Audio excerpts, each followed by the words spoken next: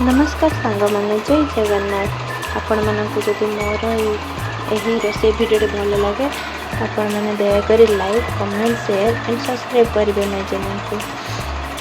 आज फूलकोबी और अन्य परिवा को मिक्स तरकारी गोटे बनइबे बनवा सहित मुझे सहित किसी शेयर करने चाहूँगी। यहाँ फूलकोबी को मुझे भाजी की रखी यहाँ अदा रसुण और कंचा लंका पिज तार पेस्ट फूलकोबी एवं मटर गाजर आलू एगुड़ा को मुझे अल्प तेल हलदी न पकईकि भाजिकिना रखी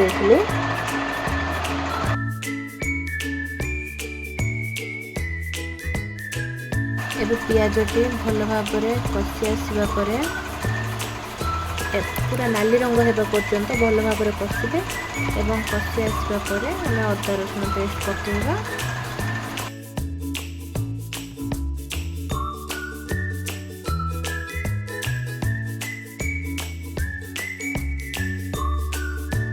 एबे अदा रसुण पेस्ट पकईकिना भल भाव भाजवा एवं किसी समय अदा रसुण पेस्ट भल भाव आम से मसला यूज करवा जमीक हलदी गुंड लंका गुंड आउ स्वाद अनुसार लुण एमती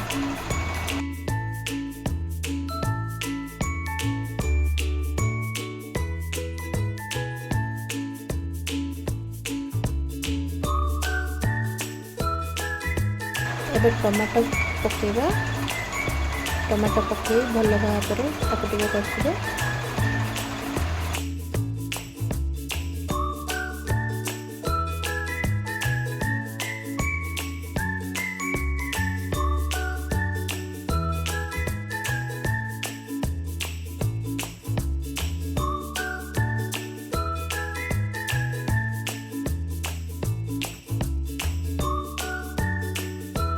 जमीक मुझे कही मेथी पत्र हलदी गुंड लंका गुंड और लुण एमती पकईना भल भाव पानी दे भल भाव कषा।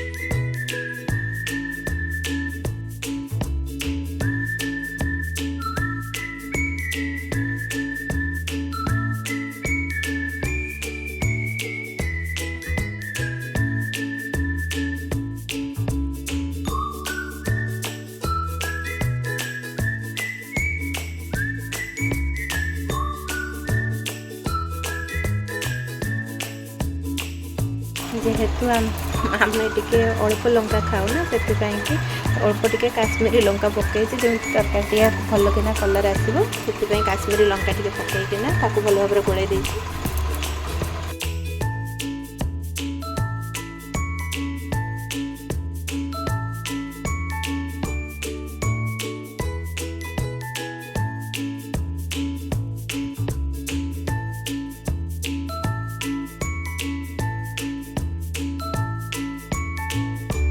देखो सांग मैंने मसला भी केमी भल भाव पूरा कषि आसला चारिपटू देखुवे पूरा तेल छाड़ा आरंभ हो गला।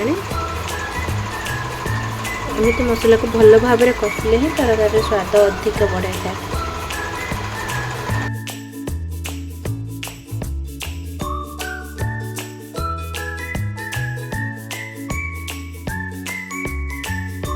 एबे से फूलकोबी और भाजी रखी अन्य परिवा गुड़िक पकई भल भाव टे गोल नहीं कषिदेवा।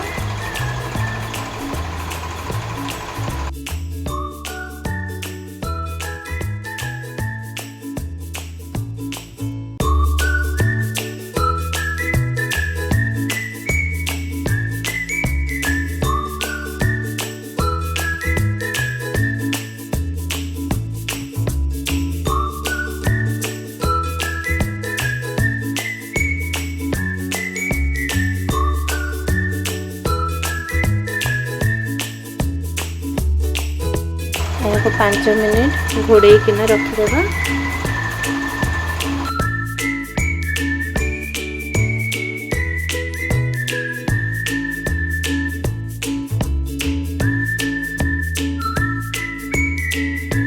आउ थरे गोटे भल भाव बुलेकिना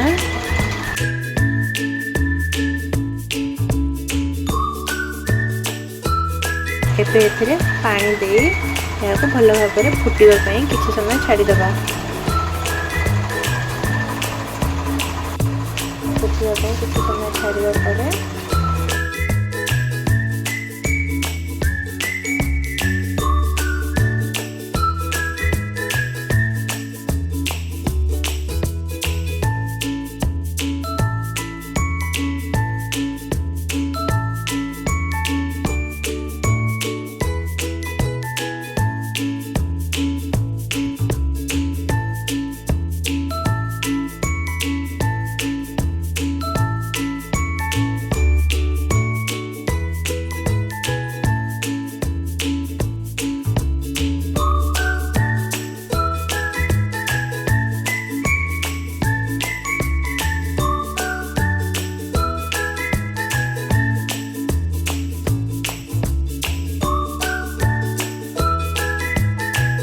एबे तरकारी आमर भल भाव फुटी आसलानी। देखंतु सिझी कि नहीं ताकू थरे चेक कर दबा।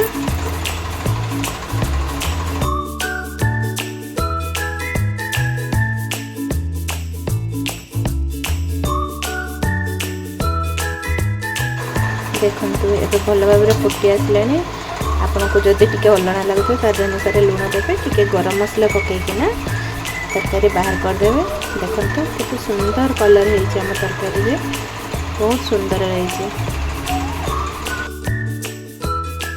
आपण मानको जदि मोर ए वीडियोटी भल लागि थाए ताहले दया करी लाइक, सब्सक्राइब, कमेंट, शेयर निश्चित करिवे एवं मोर चैनल सब्सक्राइब करबा को आपण बहुत बहुत अनुरोध एवं धन्यवाद।